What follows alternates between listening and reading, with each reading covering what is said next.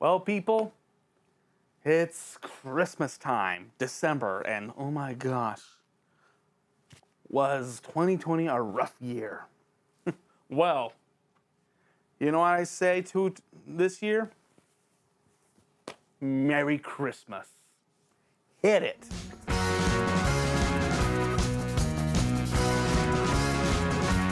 Hello, and welcome to this part of the pond, where it's the Bullfrog and the one, the only, Newt. Face reveal at 100,000 subscribers. We want those subscribers, and you want to see that face. I mean, just imagine unwrapping the box, looking at it, and going, ugh! Ugh. Well, sorry, Newt, it's a good joke. I know you'll hurt me in editing somehow. Yeah, don't worry, I'll get you back. Oh, I know you will. Cousins, love them. Well, as you can tell, I love Christmas. To a certain point. We're going to celebrate Christmas for like almost the entire month. We have a book review, but we're going to give you a Christmas review. This year of 2020, we're going to try to do a theme. Well, other years, this is our first time doing a huge Christmas-a-thon. So for this year, we're going to give you underrated Christmas films. So you can find these guys from the coal dust and go, wow, Bullfrog mentioned this. Maybe I'll give it a go. And we're going to begin with a musical. Yeah, Christmas is for the whole family, and we're all sitting down. And this may be for the whole family, but there may be one or two scenes where you're going to have to cover a 5-year-old's face. Merry Christmas, people. And this is Scrooge. Not Scrooged, Bill Murray classic, but Scrooge. Came out years earlier, people, 1970, and starring Albert Finney. You may recognize him from Bourne Ultimatum, the third Jason Bourne film. And he's the guy at that end, that boss, where he talks to Matt Damon going, "You volunteered. We made you who you are." That's the man. And here he's going to be playing Ebenezer Scrooge. He's younger, but it doesn't mean he still doesn't have that boss attitude. And imagine him being your Ebenezer Scrooge, people. Merry Christmas. I love Albert Finney. In this film, we get to see him play Scrooge, duh. But with this musical, you can actually see Scrooge at work. Him doing his job. Not only with Bob Cratchit, while Bob is doing his, being a clerk for him, but you see him go outside and gather his money.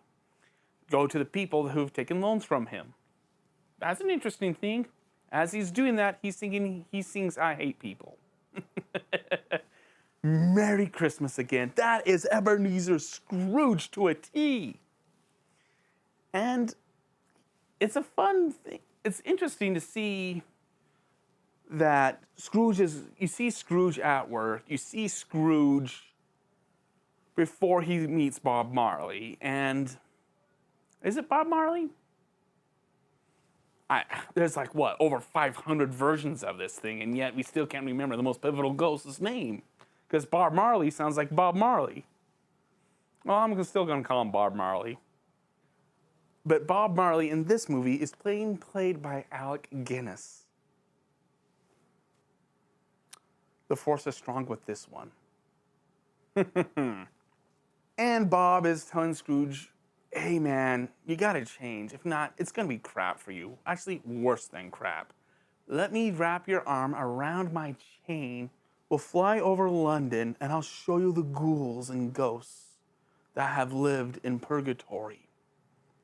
I don't want you, Scrooge, to live like this, to have to be like this. Holy crap. This is not the Christmas Carol you're looking for. People, this is a pretty heavy thing, and yet it's also, again, a musical. And you get some great Christmas songs from December the 25th. It's kind of obvious. But also my personal favorite Christmas song in this film is Christmas Children. It's a fun song, and well, I don't want to give away that song because I like it, and I want you to have that magic. But after Marley introduces Scrooge to his fate, he says, "You're going to be haunted by 3 ghosts, and you're going to deal with them. One at 1, one at 2, and the third at 3." Wow, very original. And this is Charles Dickens' work? Well, we all hit our rough spots. And so Scrooge meets the Ghost of Christmas Past, and you see the struggle Scrooge had as a child, and the love that he lost as a man. And the Ghost of Christmas Present introduces Scrooge to what the Cratchits are up to, and also to his only living relative, and how much fun they're having. To then the Ghost of Christmas Yet to Come. When nieces and nephews can't handle that Ghost of Christmas Yet to Come from the Muppet movie, I wonder how they're going to handle this guy. Sorry, it's not as scary as you think, except for one scene. But in the future, you hear a gold fun song that is "Thank you very much." But Scrooge doesn't get it. And then the fate of Tiny Tim. To then, after all of that, Scrooge changes and becomes a new man. Spoilers, of course. Duh. I mean, again, this story has been told 500 different ways. Well, anyways, we see Scrooge change. Surprise. But it's a good, it's a good change. And God bless us, everyone, isn't the last thing you hear. It's something else, and I'm not going to spoil that for you. So come on and watch the 1970s musical Scrooge, starring Albert Finney. It's a good movie. And where would we rate this? Well, if you're new to the pond, we rate movies 1 out of 7. Why? It's an odd number. Where 4 is the middle number. If it's half empty or half full, I always ask you guys because I really want to know. And a 1 is, look, I really hate Bye Bye Birdie. It's the number 1. But if we can get 100 subscribers, I will watch one of the crappiest films Hollywood put together just to annoy me. It's a crappy film, but I'll do it. Why? Because we need the subscribers of 100. 10,000 people if you want that mug, but 100 just to torture me. So that's a 1. Bye Bye Birdie. That thing deserves to be a Halloween film. And the 7 is the best. It's the best. And what we may consider 7? Well, since it's Christmas time and it's a little nippy outside, feel free to wrap yourself in a blanket, grab yourself a towel or horchata, and go, all right, hit play. And that music begins and you go, yes, Godfather, holiday classic, Merry Christmas. That is a 7. And well, where do we put Scrooge? Well, you know what? I give this sucker a 5. There's some things about this movie that's a little too long. Other than the overture, you can remove Bob Marley bringing Scrooge to see the ghosts. You could cut that out, and it won't hurt the film. Scrooge visiting hell. You could cut that out, and it won't hurt the story.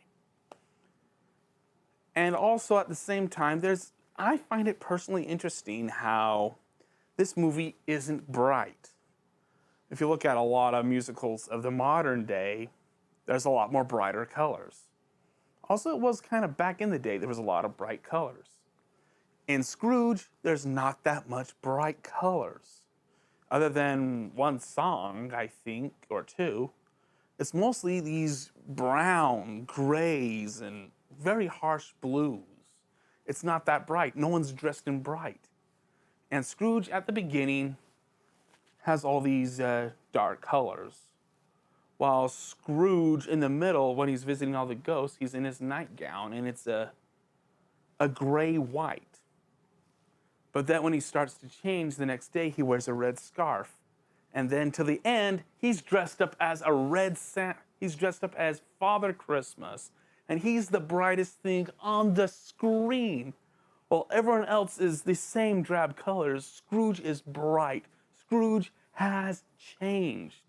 This whole movie is about him. Oh my goodness. I already saw it the other day. I want to see it again. People, Scrooge, watch it, enjoy it. Tell me what you think.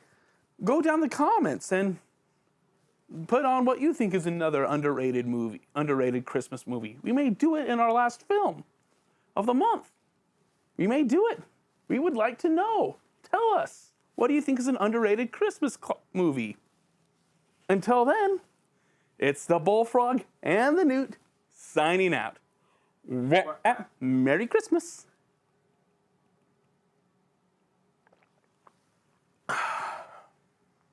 Horchata.